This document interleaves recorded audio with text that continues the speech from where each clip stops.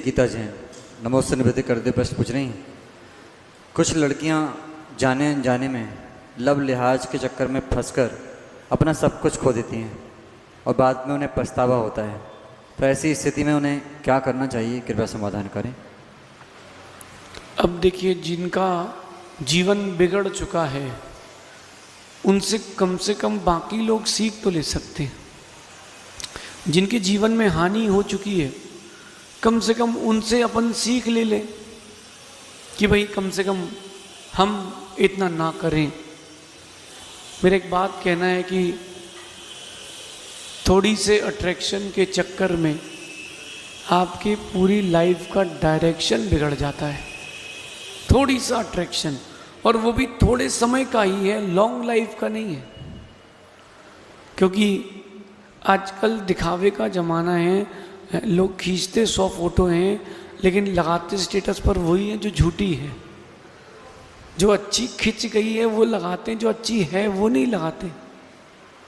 तो ये जो लव जिहाद कर चुके हैं, माना कि वो पछता रहे हैं, तो आगम में उनके लिए भी प्रायश्चित आदि का विधान है कि वो प्रायश्चित आदि लेकर के वो भी पुनः स्थापित हो सकते हैं। और विशेष बात, जो बच सकते हैं वो इस बारे में सोचें और अपने आप को बचाएं। आगम भी कहता है और अन्य दर्शन के ग्रंथ भी कहते हैं, आपको अपने दर्शन में ही रहना चाहिए। अन्य दर्शन में जाने से आप नहीं रह पाएंगे।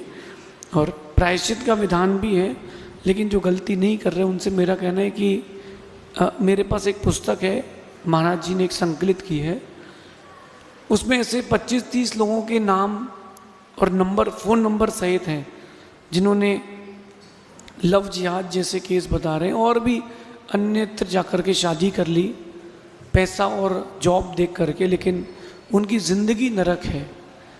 2 लेटर मैंने जो पढ़े उसमें से, उसके बाद में पढ़ नहीं पाया, इतने दुखी लेटर थे वो। लड़कियों ने अपने नंबर भी दिए और नाम भी लिखा है कि अगर किसी को शंका हो तो हमसे बात कर ले। एक ने लिखा कि हमने माता पिता के मना करने पर भी अपनी जाति के विरुद्ध शादी कर ली। मैं 4 साल में 4 बच्चे पैदा कर चुकी हूँ और मुझे नहीं पता कि आगे कितने और करना पड़ेंगे, और मैं अपने माता पिता के पास वापस नहीं जा सकती क्योंकि मैं उनको छोड़ कर के आई हूँ। दूसरा जो हमने केस उसमें पढ़ा, बोले हम पुणे बेंगलोर में हमारे हस्बैंड की जॉब रहती है और बड़े दुख के साथ मुझे बताना पड़ रहा है कि मॉडर्न लड़का देख कर के मैंने शादी कर ली थी। हमारे वहाँ वीकेंड्स में, संडे के दिन सभी हम लोग गाड़ी में बैठे रहते हैं, कार में वाइफ, और जिस पति के हाथ में 2 चाबी आ जाए वो उस गाड़ी को लेकर के जाता है। और मैं कुछ नहीं कह सकती क्योंकि मैं अपने माता पिता के निर्णय के विपरीत चली थी। ऐसी स्थिति आप लोगों के साथ ना हो, इसलिए कम से कम आप तो अपने धर्म में स्थापित रहें, ऐसा समझिए।